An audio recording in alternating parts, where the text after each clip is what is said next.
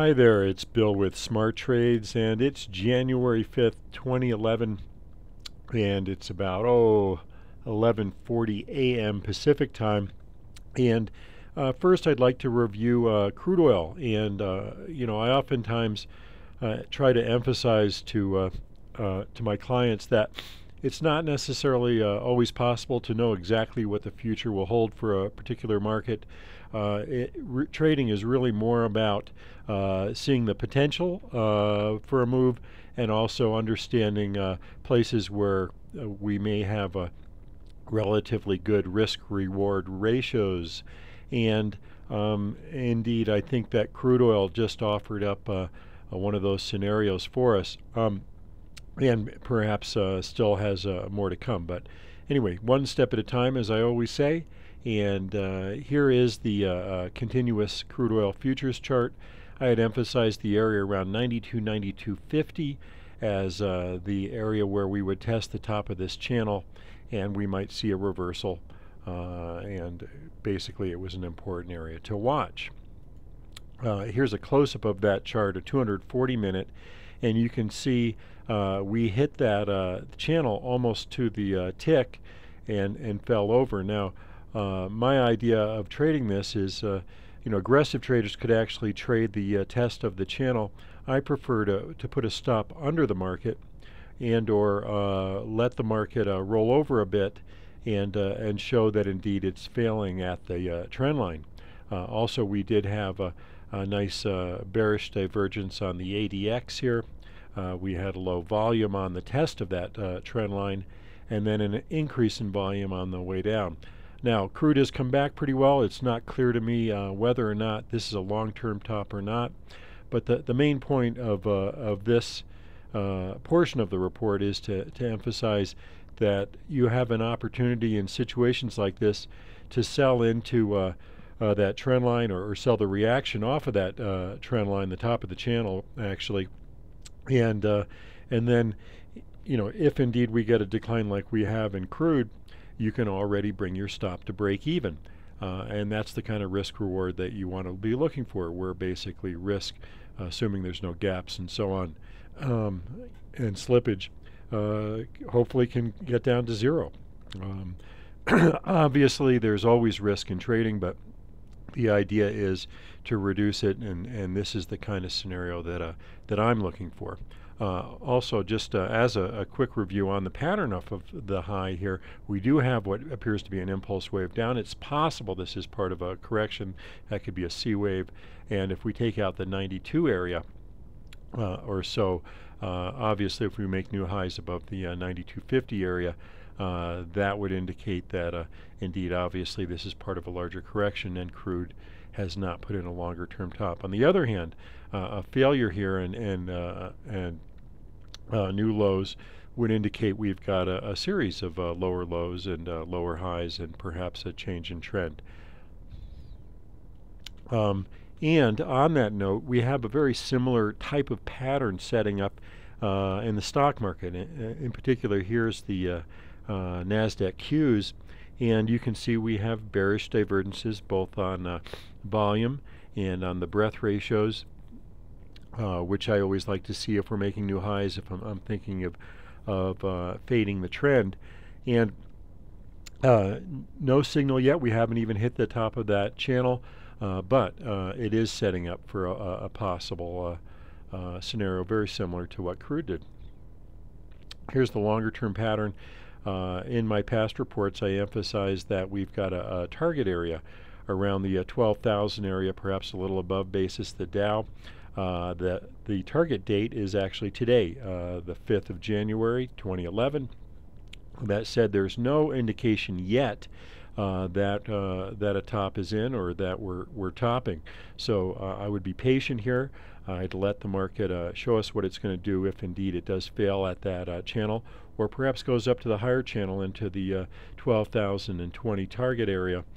Basis the Dow. We do have again a potential divergence setting up. It needs to get price confirmation at perhaps somewhat higher prices here.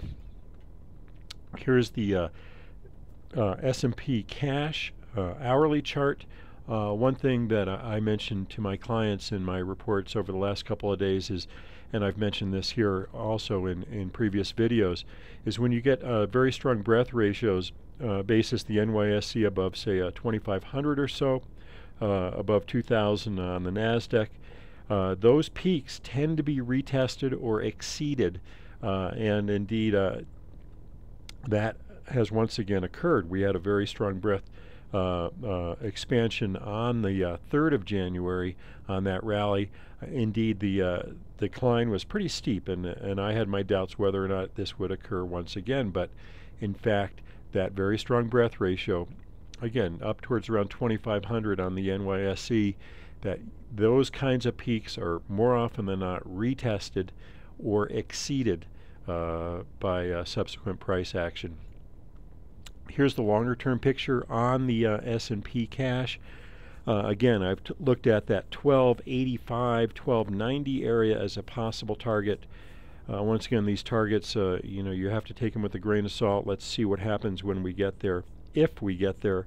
But that 1285, the lower end of that range, is just about 8 points above today's highs, so worth noting here and bringing to your attention. Gold. Gold kind of fell out of the sky, at least to my way of thinking the other day. We do have 5 waves down in gold. We have an increase in volume on the decline. It's certainly possible this is part of a larger consolidation, and this is a C wave or a portion of a C wave. That said, whenever I see a crystal clear impulse to the downside, I want to be wary, or at least aware of a potential corrective rally that fails. A rally back through, say, 1405, 1410 probably negates the bearish scenario here. And again, I'm not sure exactly how far we've got to go to the downside here, or even if a top is in. But it is, again, the risk-reward scenario here. If we do get a corrective rally that falters, ideally below 1405, perhaps at that previous 4th wave resistance, which comes in around 1385, worth watching for a setup for a low-risk trade.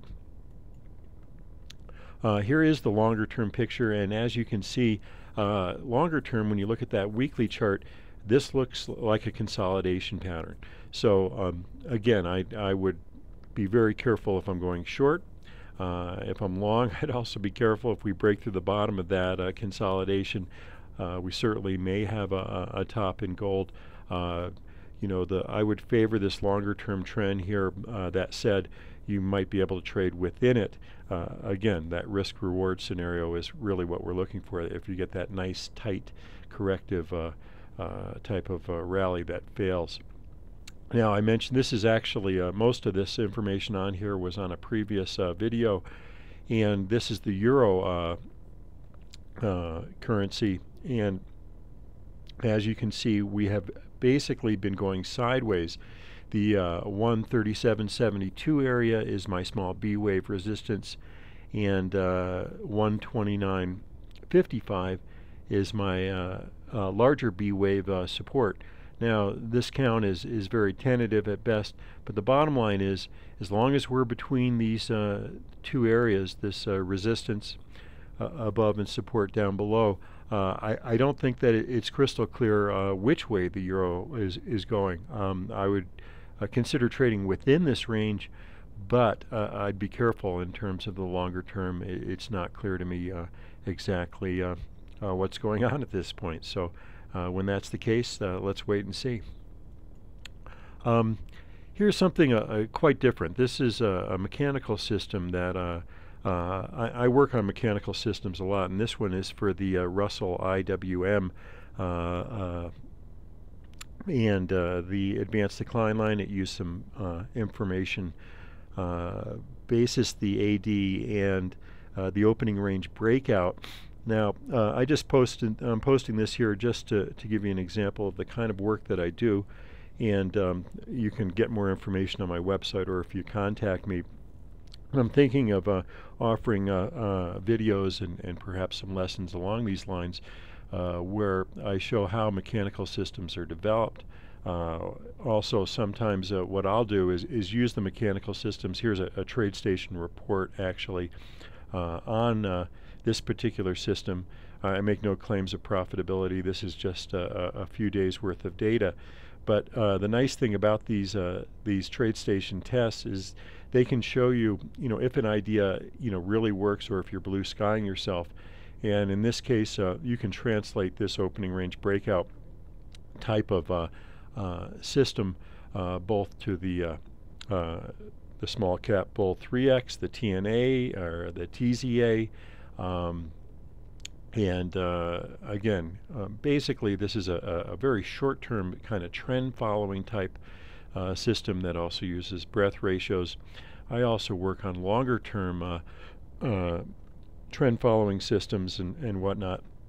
And this is actually a similar variant that is shown on continuous cotton.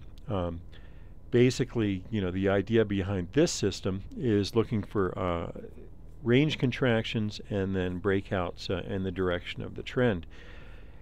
Again, the idea here is just to sort of introduce you to this kind of work that I do. I'm thinking about actually starting to post, separate videos, non-Elliott videos, mechanical entry points. These kinds of entry points can be used for longer term stock and commodity trading. And if there's an interest in that, let me know. Either post in the comment section or contact me through my website at smarttrades.com. And at any rate, that's about it for now. Hopefully you've had a good Christmas and New Year's holiday, and have a great week ahead. Thanks so much for watching. Bye-bye.